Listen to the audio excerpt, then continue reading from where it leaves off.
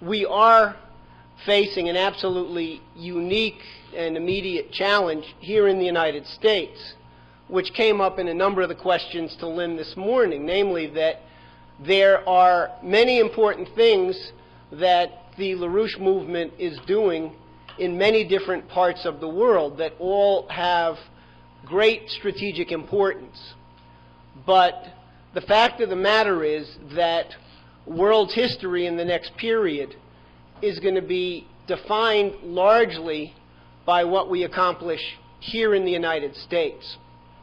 And one of the fundamental issues which I want to discuss in some historical depth this afternoon is our mission to win the United States, the institutions of the presidency, of the Congress, of other political institutions, the population, over to the idea that the Eurasian land bridge policy is in the vital strategic interests of the United States and the world. Now, we have had a lot of experience on this issue during the Clinton period and more recently under President Bush, where we've run into two monumental expressions of stupidity among some of the highest-ranking people in the government, among people who I would not put in the category that Lynn developed today of the Al Gore / Dick Cheney vice presidency syndrome, the people who are really hardcore utopian lunatic fascists.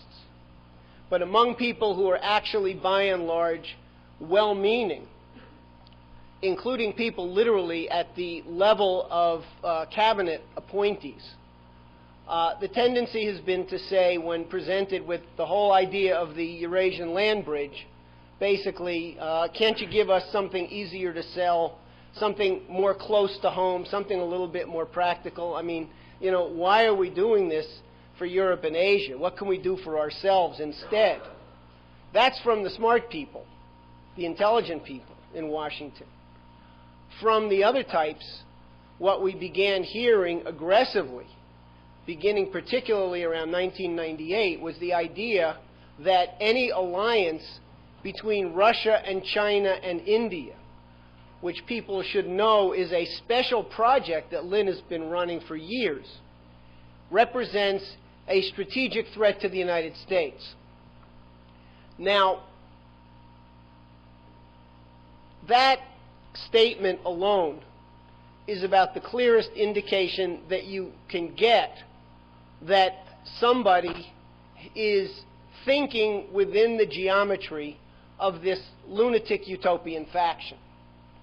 The idea that economic and scientific cooperation between Russia and China and India threatens the United States simply means that the person who said that has the idea that the United States has to be the new global empire, and that anything that poses any kind of challenge, militarily, politically, economically, to the undisputed power of that empire somehow or other represents a threat. Now, it happens that the national security doctrine that was presented by the Bush administration in September of last year, this idea of preemptive warfare, is precisely that view.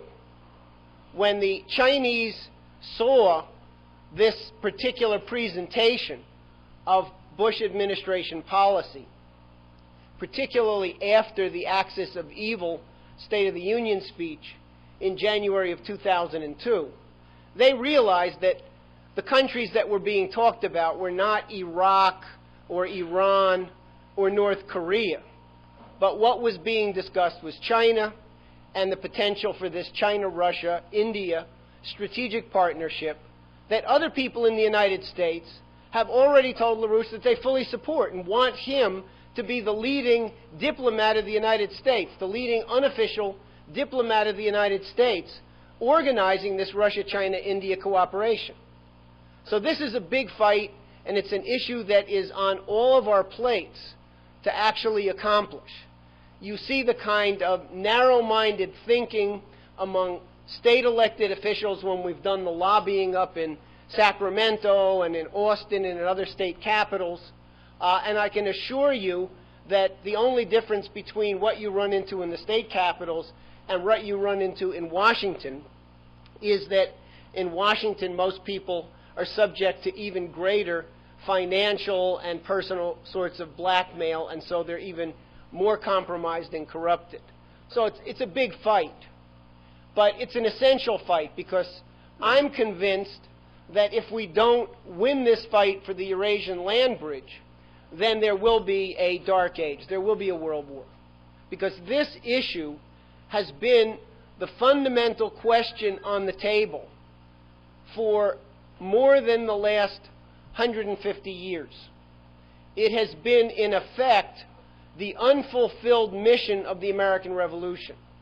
And it was a self-conscious policy of Lincoln and later of Franklin Roosevelt to achieve what Lynn has revived today in the call for the Eurasian land bridge. And I want to go back over the history, because it's essential for us to be effective in organizing this victory, that people know very clearly what it is that we're actually dealing with from a policy standpoint.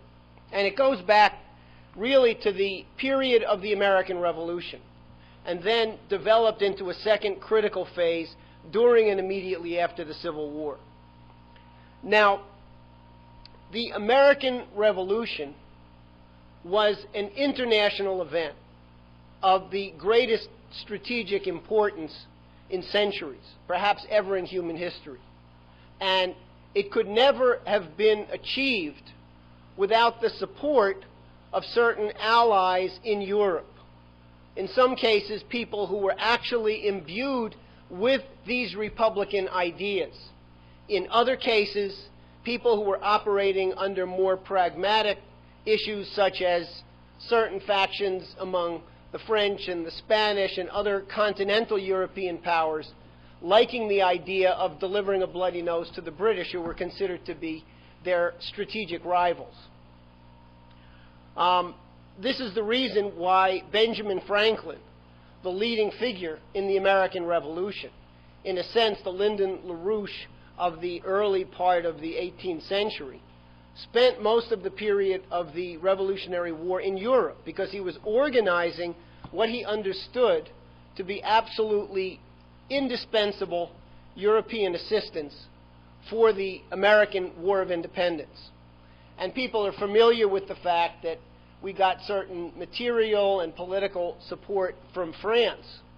But in fact, the single most important ally of the United States in making the American Revolution was Russia, because of what Russia represented as a political and military power in Europe, and because also there had been several generations of critical political work in Russia centered around the efforts of Leibniz and a number of his successors and collaborators to build up within the court of Catherine the Great a certain Republican scientific outlook and networks of people in and around the power structures in Russia who were predisposed to these Republican ideas.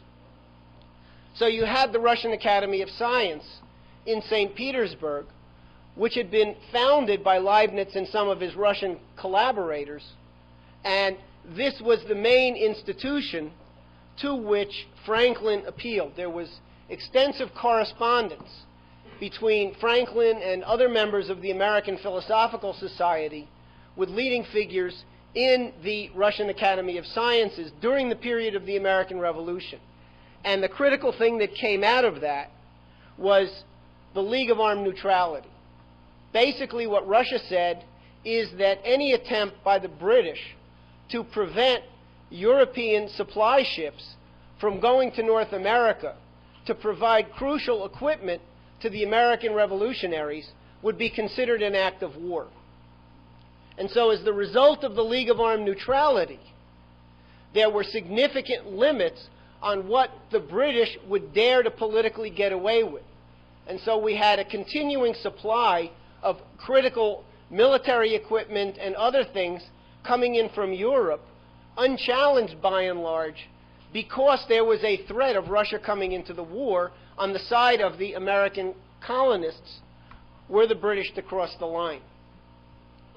This was a critical event in history, and it was one that was widely recognized by the American founding fathers.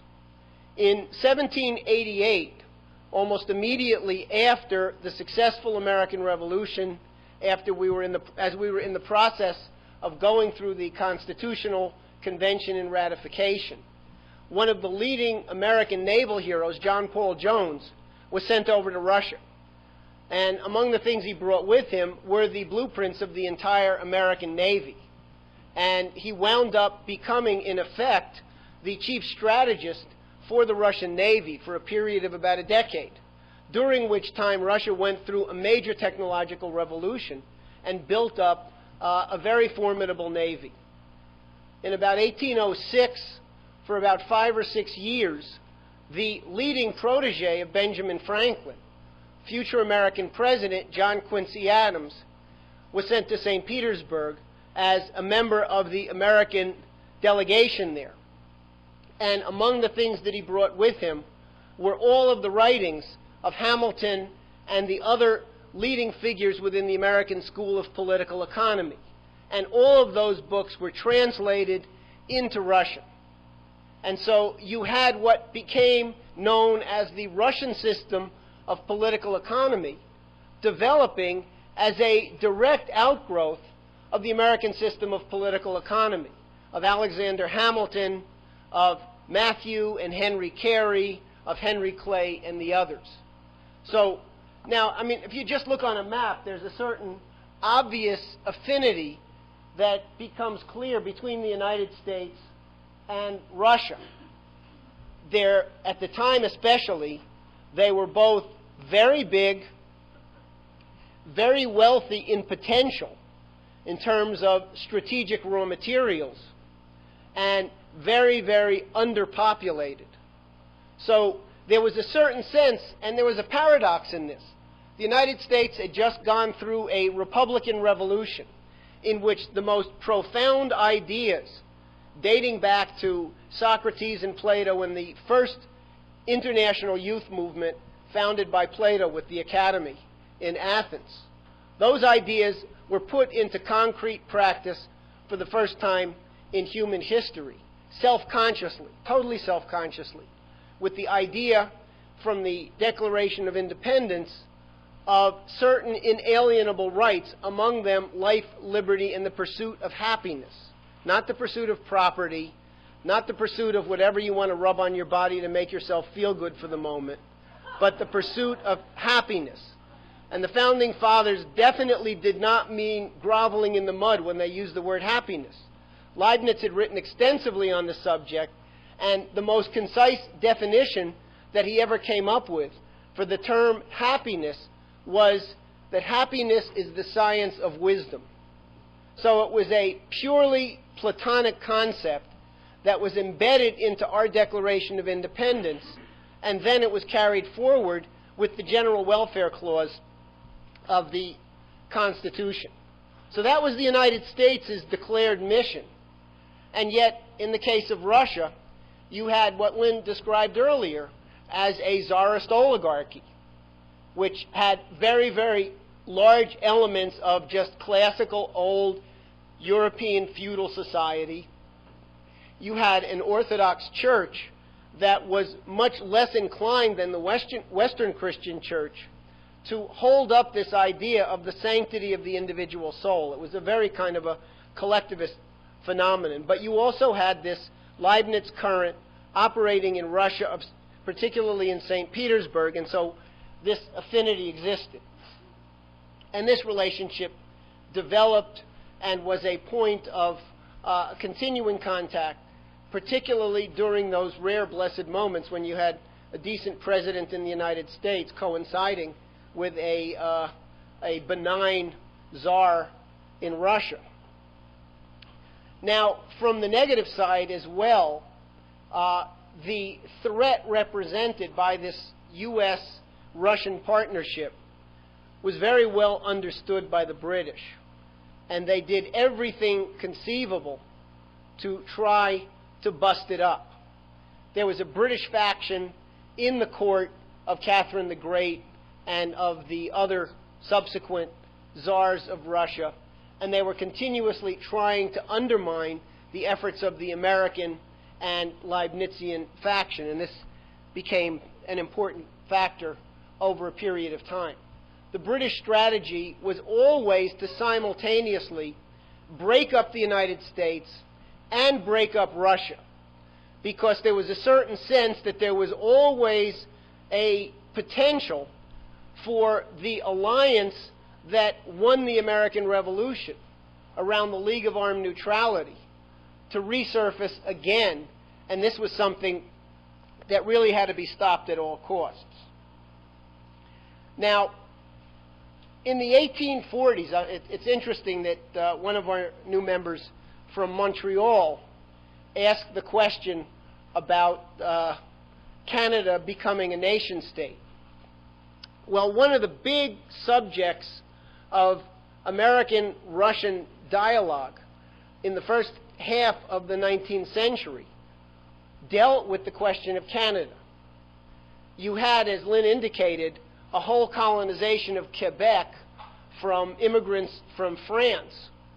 And in what was called Western Canada, the overwhelming population were people who came up from the United States and brought all of the ideas of the American system to bear in that part of Canada. In 1845, the Russian government made a proposal to the U.S. They offered to sell Russian North America, today known as Alaska, to the United States, but only with the understanding that the U.S. would annex Western Canada. And the population in Western Canada was completely up for this. There was extensive discussions in the media at the time. Unfortunately, the President of the United States during that period was at best a disaster and at worst a British agent. So it didn't happen then. It occurred later under somewhat different circumstances. But just to give you an idea of this continuing Russian-American discussion about how we deal with the British problem, this was fundamental. It was Polk.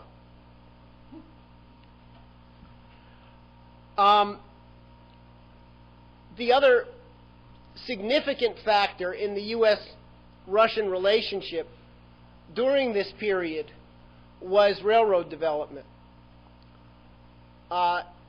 Shortly after the invention of the locomotive, which only happened in 1829, the railroad issue became very fundamental in the United States, and I'll get into that in some detail a bit later. But it also became obviously a critical issue for Russia. And again, just a look at the physical geography, the massive territory of Russia, and you get an idea of what that represents. Just on a scale, east coast to west coast of the United States is 3,000 miles.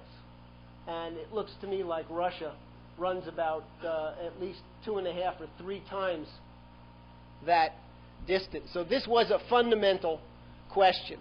And there were American military engineers from West Point who were sent over to Russia as early as the 1840s to begin working on the design of the first railroad in Russia, which went from St. Petersburg to Moscow. In fact, the person who ran that expedition from West Point was a guy named Colonel Whistler, and I think his mother is rather famous from a 19th century painting. Now, the British strategy, as I say, was to destroy Russia, to destroy the United States, and to make sure that no possibility for a continuing alliance could be realized. And in the 1850s, between 1853 and 1856, Britain and France, which really was Britain's poodle by this point, under Napoleon III, provoked the Crimean War against Russia. And from that point on, there was a continuing effort to balkanize Russia. In other words, break it up into many little warring principalities. And of course, the same was definitely the case in terms of British policy towards the United States. There really never was anything called the Civil War. What actually happened was a British-launched effort to balkanize and destroy the Union. And as Lynn has described it on many occasions, in the United States, from the very founding days, in addition to the Republican currents among the founding fathers, you had other elements, what later Franklin Roosevelt would call the American Tories, i.e. the American British agents, who tended to be largely clustered in three places: on Wall Street, in Boston with some of the big banking and shipping interests, which were most notorious for being the junior partners of the British in the opium trade in the Far East. And then third and most critical were the Southern slaveholders. These three elements were more British than the Queen and were feverishly committed to looking for the first opportunity to destroy the Union. That issue became paramount as the election of 1860 approached, and it became clear that Abraham Lincoln was going to be elected President of the United States. And in fact, the day after the election of Abraham Lincoln, the legislature of South Carolina basically announced that they would be convening a secessionist Congress in December of 1860. And in fact, Fort Sumter broke out in early 1861, and the whole effort was on. But this was never some kind of Southern rights, states' rights, even rights to slavery issue. This was always a British operation intended to destroy the Union. And the casus belli event was the election of Abraham Lincoln as President of the United States, because of what the British knew about Lincoln. And they know very similar things about Lyndon LaRouche in terms of somebody who represents a very, very dangerous Republican adversary. So what happened is that the Battle of Fort Sumter occurs in the early spring of 1861, within a few weeks after Lincoln's inauguration.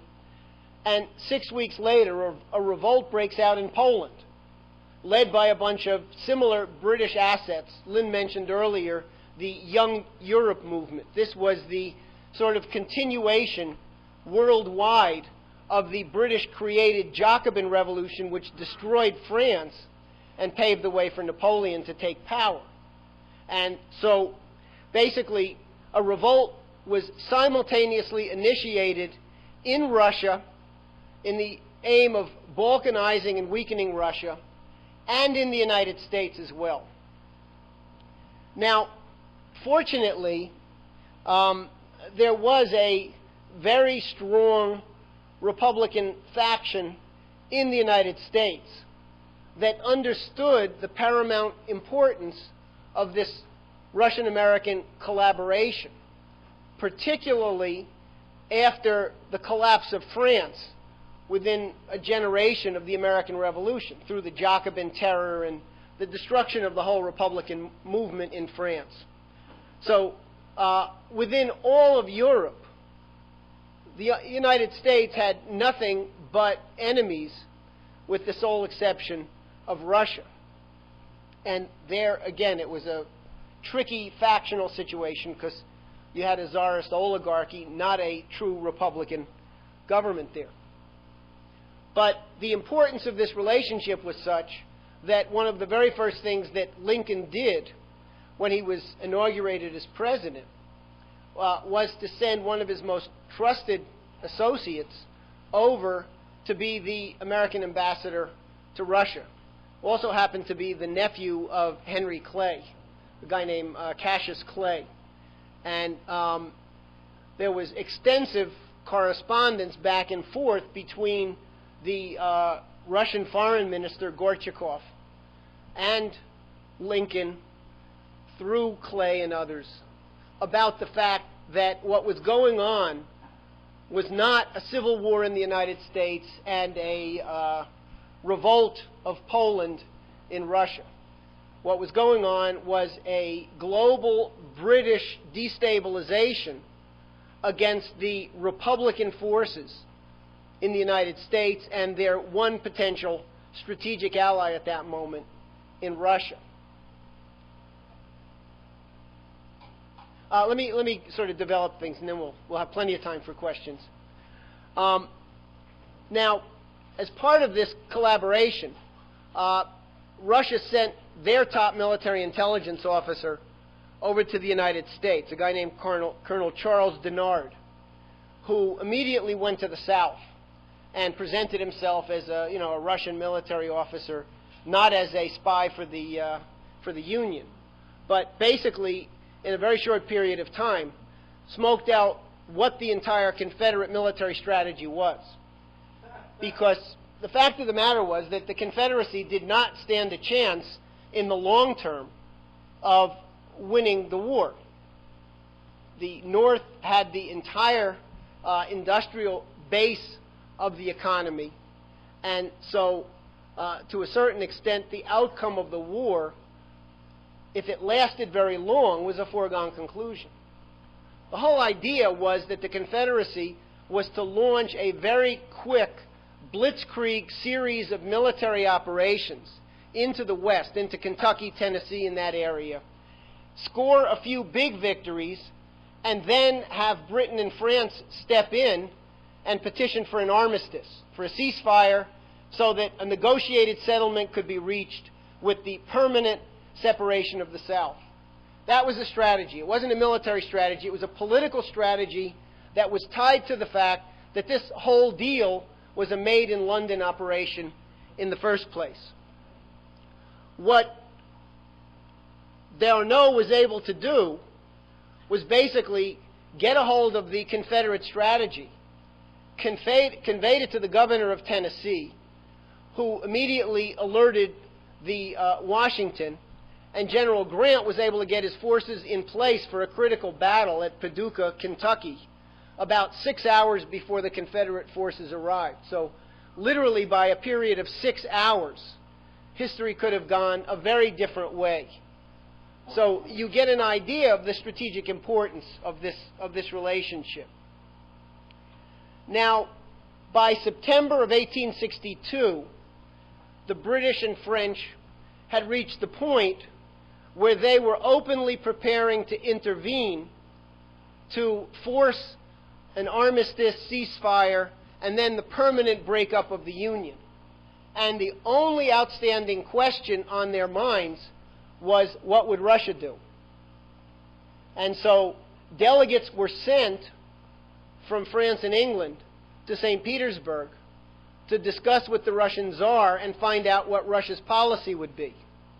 And what the Russian answer was that if France and Britain attempted this armistice, this would be considered a casus belli, an act of war, and Russia would go to war against Britain and France on the side of the Union.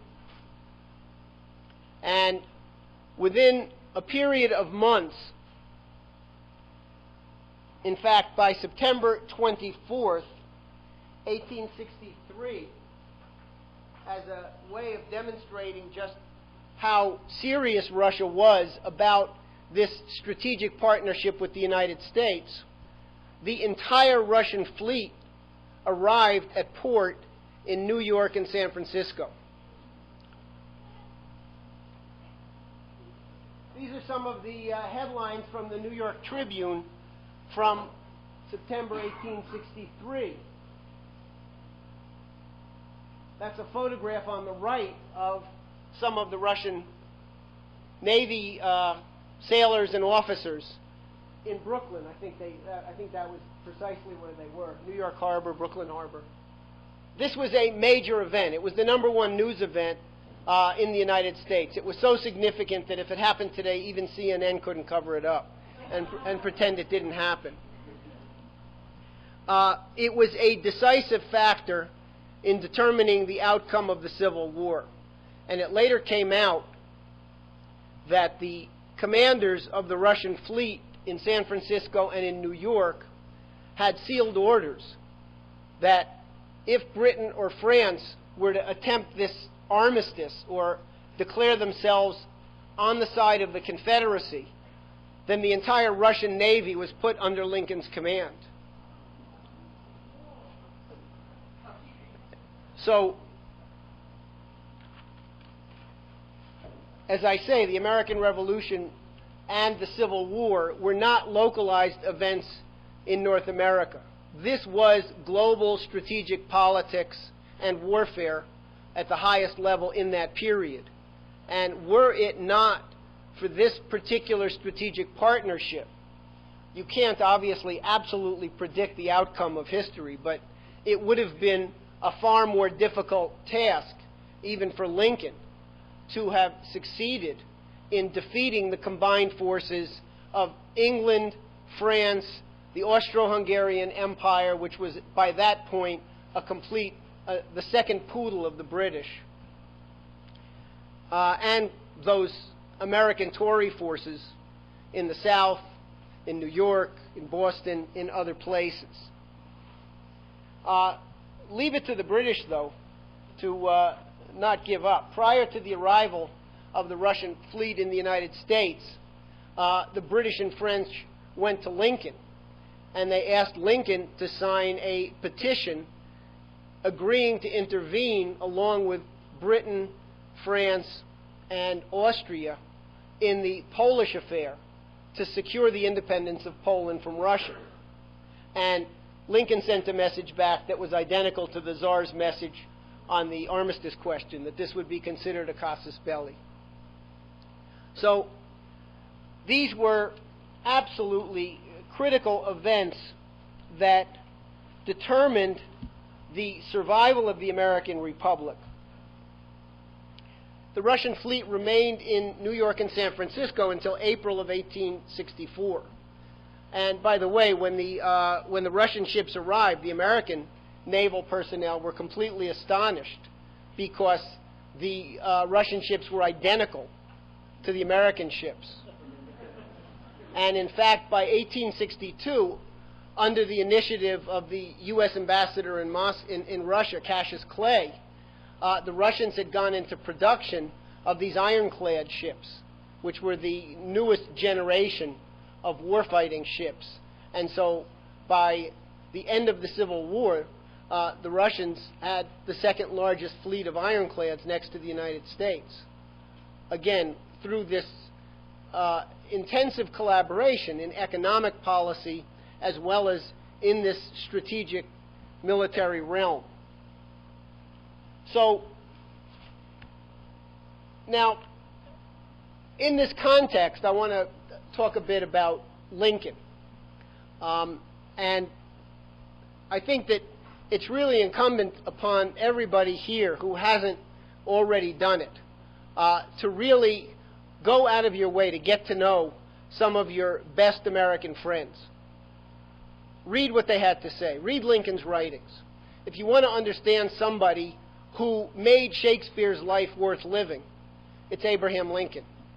Lincoln's closest ally, even though he had some outstanding allies among people like Grant and Sherman and others during the war, his greatest ally, his greatest source of strength was Shakespeare, who he mastered. And he used Shakespeare's tragedies and histories to understand how to actually navigate through the shark-infested waters of his own cabinet. Because he had a number of people in the Union Army Command and in his own cabinet who were complete traitors.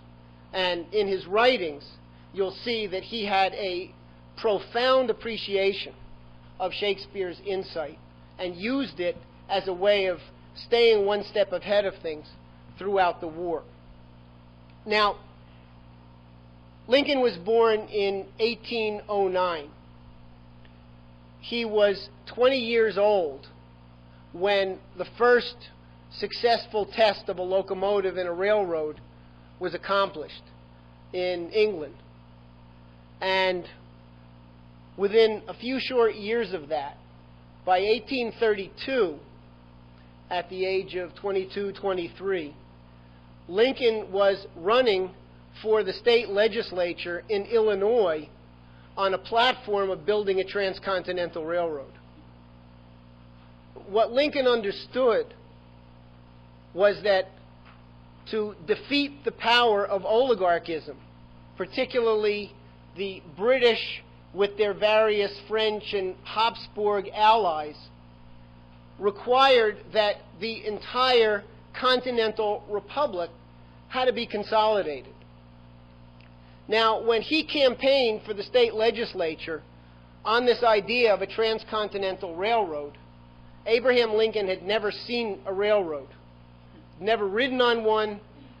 There were a few beginning to be constructed on the east coast of the United States, but nothing as far out into the western part of the colonized United States as Illinois. But nevertheless, talk about not being stuck in sense certainty. He understood a concept that provided an absolutely unique solution to a grave crisis, which was that the Union was in jeopardy. After the John Quincy Adams presidency from 1824 to 1828, we had a real string of losers, starting with Andrew Jackson, and then Martin Van Buren, and then we went into Buchanan and Polk, and really the political parties in the United States, by the time that the Republican Party was founded in the early 1850s, was as bad, maybe even worse, than the situation right now. Total corruption, complete irrelevance, and so Lincoln was the great man of vision of this period, and he understood that the railroad issue was absolutely fundamental to everything. And 4 years later, he ran for state legislature and actually was elected, and again made the issue of railroads a major factor. And in fact, what he proposed was a federal law that would grant land, federally owned land, to the states, so that the states could sell the land or use it otherwise to begin launching major railroad projects.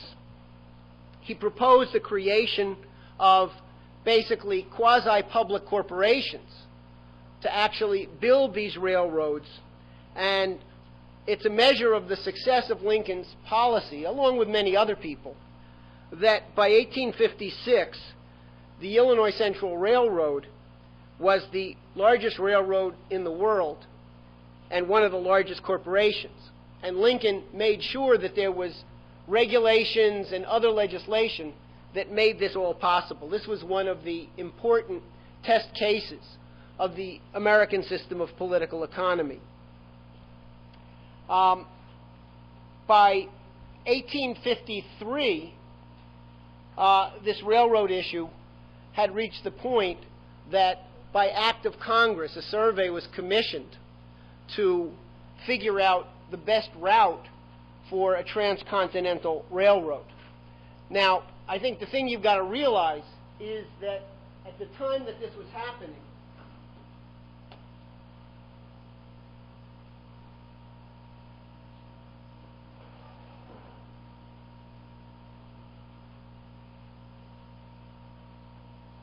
there's Omaha, Nebraska.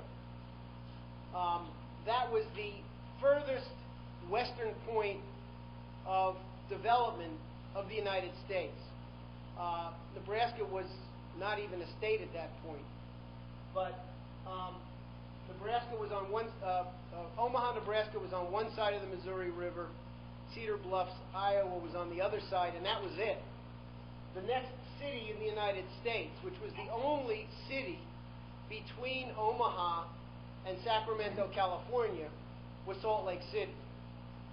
All of the rest of the western portion of the United States, out to the California coast and Central Valley, was completely underdeveloped, untapped.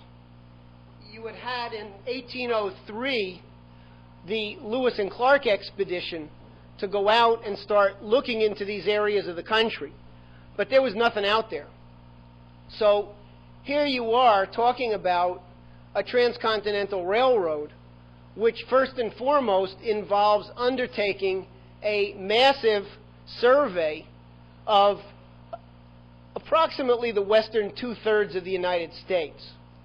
Because ultimately the distance from the beginning to the end of the Transcontinental Railroad would be a little bit over 2,000 miles. And so you had a massive survey operation that was conducted over a period of years, in which, for the first time, that whole western part of the United States was mapped out and visited. These were areas which hadn't even really been broken through with very many trails. When you had the discovery of gold in California in the late 1840s and the gold rush commenced, generally speaking, to get from the East Coast to California, you had three alternative routes that you could take.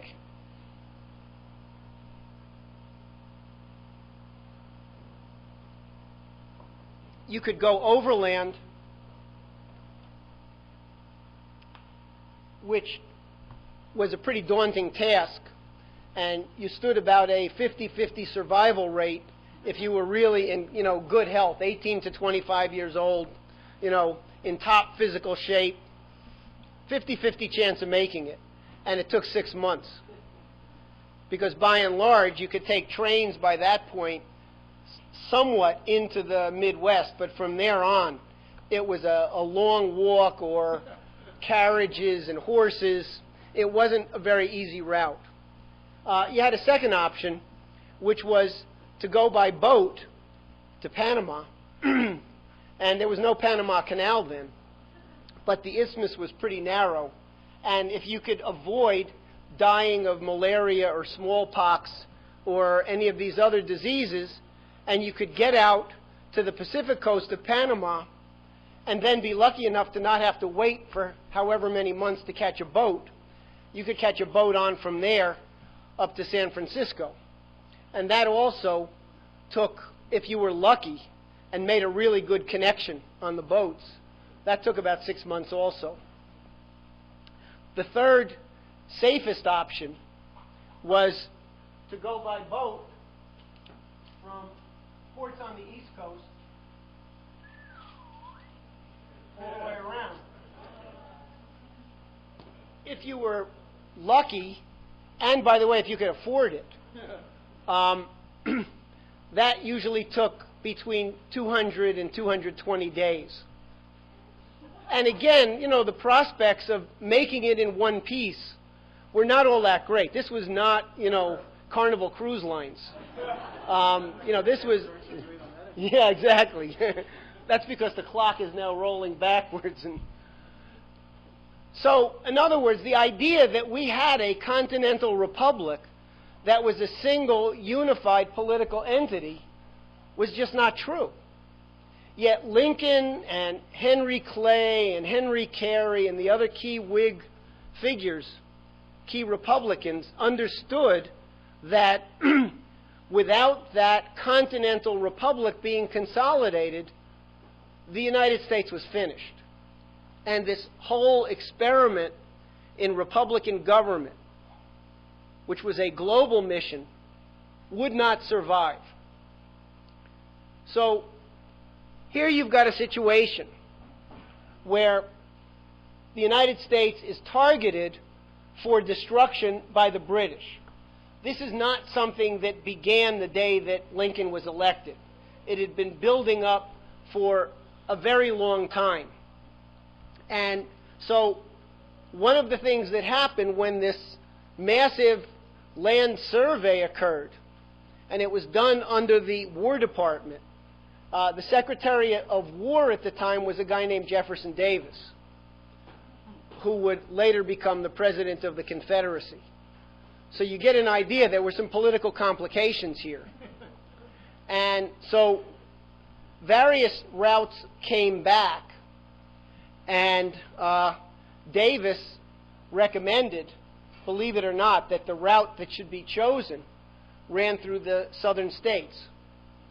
It should run from Louisiana Purchase through Texas, through the New Mexico, Arizona areas, and out to California through that route. There was no way that the Republican factions, the American System faction, was going to let that happen. So basically, the issue was under consideration, but was dead because of the politics in Washington until Lincoln was elected. But there was a paradox, because within days after Lincoln's election, the Southern War of Secession started. So you've got to really sort of take in the situation that Lincoln took in, because Lincoln was, remember, for more than 20 years, convinced that the survival of the United States was tied to the Transcontinental Railroad project. And he understood that this was not merely an American project, but this was a model for use in many other parts of the world. And we were already actively helping to build up plans and actually build up the rail infrastructure in Russia at the same time. There was a famous incident in Lincoln's life where in 1859 he was visiting Cedar Bluffs, Iowa. And in fact, he was giving a campaign speech. And he was introduced by a mutual friend to a guy named Grenville Dodge, who was the #1 railroad builder in the United States. He was an engineer. And Dodge had been directly involved in some of these survey projects into the western states. In fact, Dodge's teacher, who had been his engineering instructor, had just come back from doing major exploration out in the Puget Sound, and had actually just completed one of these 6-month journeys, mapping out the land routes potentially usable for the Transcontinental Railroad. So Lincoln had a chance in 1859, in this chance encounter with Dodge, to sit down with him, and he just asked him one question: what's the best route out to the Pacific coast for the railroad? And Dodge had the maps right there in hand, and he said it's the 42nd parallel. So this is all going on as the war clouds are brewing over the United States. Dodge went to Chicago to the Republican Party nominating convention and was one of Lincoln's delegates. And then shortly after that went to Washington to meet with Lincoln, who, even though he understood that war was about to break out, knew that the United States had to launch the Transcontinental Railroad project at that very moment. And there were a lot of things involved in this. There's the fundamental issue in Lincoln's mind, and Lynn has discussed this concept over and over again, that the key to warfare is winning the peace. If you have to go to war, you've already failed in the mission of keeping the peace. But if you have to go to war, from the very outset, you have to define war-winning objectives. Objectives that will enable you to win the war and secure a better condition of life for both the victors and the vanquished, so that you actually succeed in laying the foundations for a durable peace. And for Lincoln, the issue was the Transcontinental Railroad. Now, he had some friends and allies in this, and you're going to see that this process, as exciting as it was very messy. The American population during this period were not exclusively saints. And there were people who profiteered. There were people who did all sorts of things that in some cases landed them in jail. But it's very important because it's how real economics works. These things are not neat and clean. They're not theoretical. And above all else, the key question is leadership. Because under the right kind of leadership, you can force people, even against their worst intentions, to contribute to the good. And you're going to see that that was the organizing principle that Lincoln used in this whole Transcontinental Railroad project. So you had a bunch of people who had gone out to California in the gold rush of 1849. And it was actually their accounts of their travels that sort of gave this picture of what it was like going from New York or Boston to San Francisco in the period before the Transcontinental Railroad was completed. It was absolutely hell. So you had a bunch of people who became leading investors in the railroad, but the simply most important of the bunch who went out to California was a guy named, at the time, Lieutenant William Tecumseh Sherman. He had just graduated from West Point, class of 1840, and was sent out to California during the Mexican War on a military assignment. And after the Mexican War, basically left the military and became a prominent banker and leading political figure in San Francisco, and also became one of the most important boosters of the Transcontinental Railroad. Now, to give all of you Californians an idea of what the demographics of California looked like at this time, 1850 is when California reached a large enough population to win statehood. And at that point, there were 94,000 people living in the entire state, of which 7,000 were female. It was rough.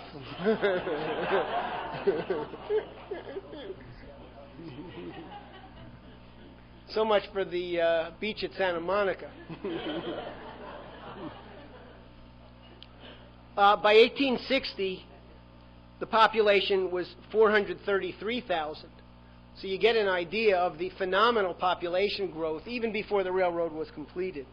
And by the way, by 1860, the population of California included 53,000 Chinese who came over here not as slave labor, but came over here because the opportunities to get decent wages were greater than anything that was available in China at the time. There were a lot of problems. There was racism. There was all sorts of terrible things done.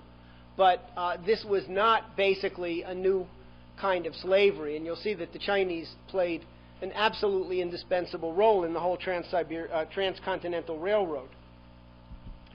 So the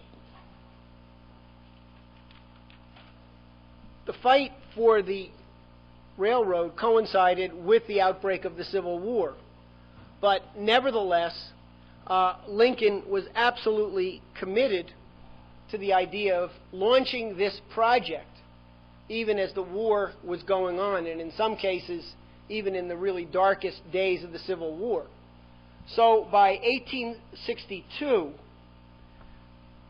May 6, 1862, the House of Representatives passed the Pacific Railroad Bill, and about a month and a half later, on June 20th, it was passed by the Senate. Because of the demands of the war, the idea of the railroad being built as a government project per se was out of the question. But nevertheless, it gives you an idea of the different means by which the government could play an absolutely pivotal role in directing this kind of great national project.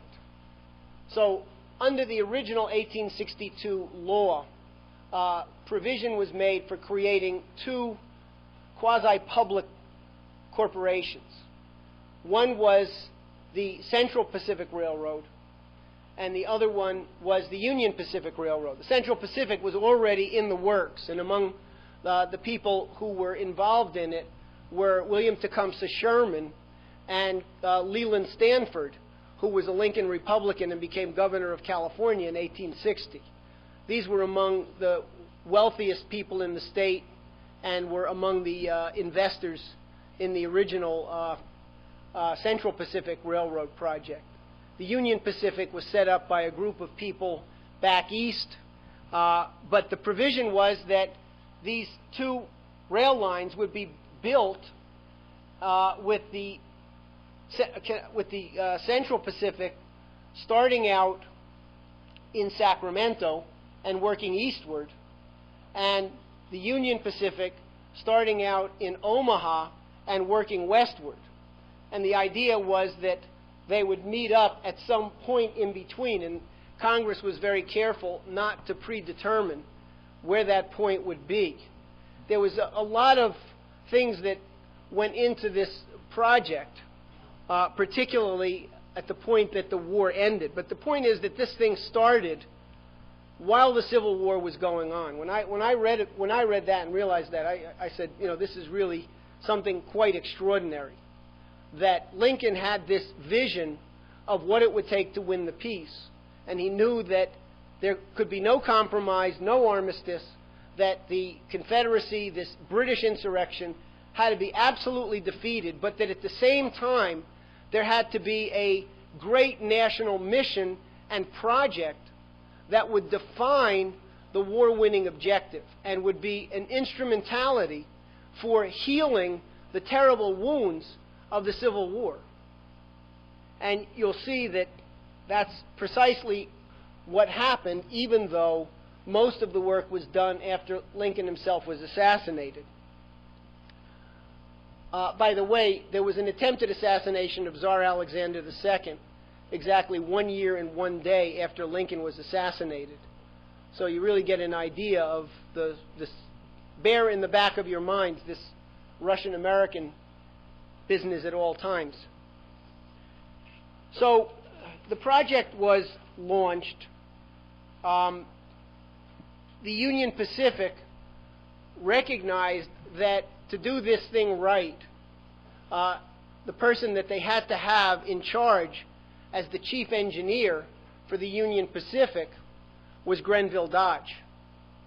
Except by this point, Dodge was a general in the Union Army, and there was no way he was going to resign his commission to go to work building a railroad until the insurrection had been defeated. In fact, he was one of the most important figures in the Union Army. He was the general serving immediately under William Tecumseh Sherman and headed up the engineering division under Sherman, and basically played a critical role in the flanking maneuver that ultimately led to the march and sacking of Atlanta, which was a real critical turning point in the Civil War.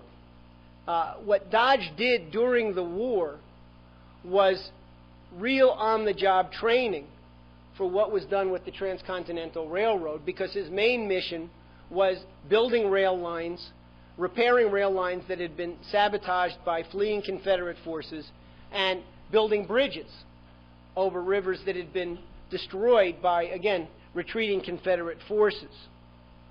So, one obstacle was that the person singularly most qualified to do the job was occupied, justifiably, but occupied until the spring of 1866.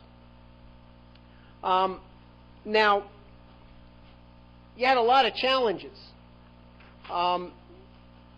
For one thing, I don't know how many of you have had a chance to explore around the Sierra Nevada mountains. It's enormous walls of granite. And so to actually create a rail line linking up Sacramento and San Francisco, you had to figure out some way to get through the Sierra Nevada mountains. And I can tell you that at this point, the technology that was available was extremely primitive. And this was one of the ways that the Chinese played a very extraordinary role. The really serious construction work, the first phase of it was doing a lot of the surveying of land that had really never been surveyed before. And the question was, how are we going to build rail lines through mountains, granite mountains? What are we going to do about the bridging technology to get very heavy track and very heavy trains going over riverbeds, which in some cases through these mountain gorges were very high up and spanned fairly substantial distances. The person who had invented the bridge and trestle system was Leonardo da Vinci. And the next major technological advances were made on the construction of the Transcontinental Railroad. So the Chinese were instrumental because back in China, over many, many centuries, there had been experience with, for example, building roadbeds along the Yangtze River with big mountainous cliffs on the side. And so, to give you an idea of how they did this, the crews that had to cut through major tunnels in the Sierra Nevada mountains, once they had even figured out where to do it with the most efficient route, you had these crews starting on both sides of the mountain. So one question, which was not an inconsequential engineering issue, was whether or not the two sides were going to eventually converge or, you know, waste a lot of time and miss the routing. So, you know, these were maybe not necessarily Brunelleschi's dome, but these were very serious engineering challenges. And the way it generally worked is that at the peak of the building of these tunnels, they would have 3 crews working, in other words, 24 hours a day, 8-hour shifts, and these Chinese workers, basically with hammers and drill bits, would hammer holes into the granite, and they'd get a hole about that wide and maybe about a foot long, and initially they would basically stuff it with black powder, explosives. They'd set the fuses, light the fuses, step back, then they'd have to lug away whatever rock was blown, and on the average, on a good day, they would basically, taking the whole face of the tunnel, they'd get somewhere between 6 and 12 inches a day. So, you know, you're talking about colossal engineering tasks here, and it took quite a number of months to do. Eventually, this became the first project where dynamite black powder was replaced by the use of nitroglycerin, which significantly sped up in the latter phases of the project the tunneling aspects. But in other words, these were engineering feats that had never been achieved before. And basically, from the point that the Civil War actually ended in 1865, this project became the #1 nation-building, nation-healing, high-paying job for the tens of thousands of Civil War veterans generally, 18, 20-year-old kids who, had fought on either the Union or the Confederate side. This project defined a national mission that helped reunify the country after the Civil War and after all of the scars of the war. It was a national project that everyone took pride in, and it was an opportunity for people who would have been in much worse shape if you didn't have this kind of major jobs program going on.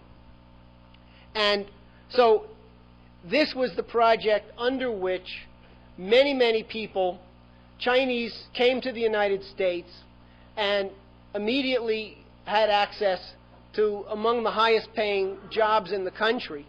And they did an absolutely extraordinary job, principally working on the Central Pacific Line coming eastbound from California.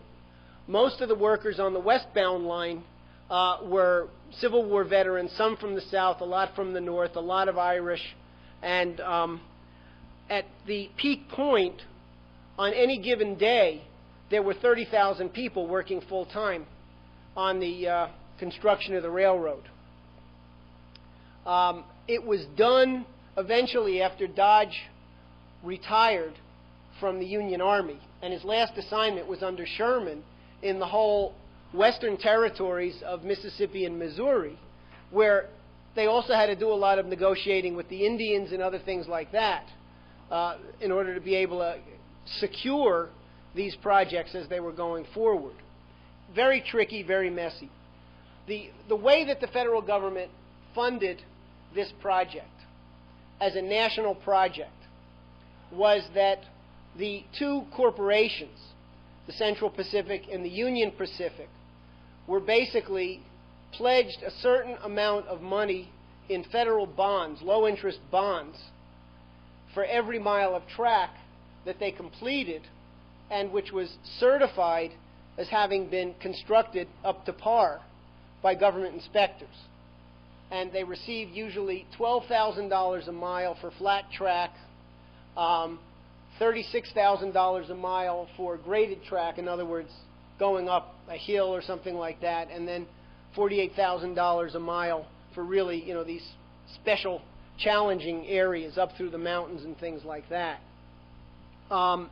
They were also given land grants. The federal government owned most of the land in the area, and so the railroad companies were given land grants for the land adjacent to the rail line. But really the most important thing is that, imagine the situation, say, for the Union Pacific line going westbound from Omaha. There's nothing ahead of you until you hit the Salt Lakes in Utah, and it was actually at the Salt Lakes where the two lines actually met and where the Golden Spike was laid.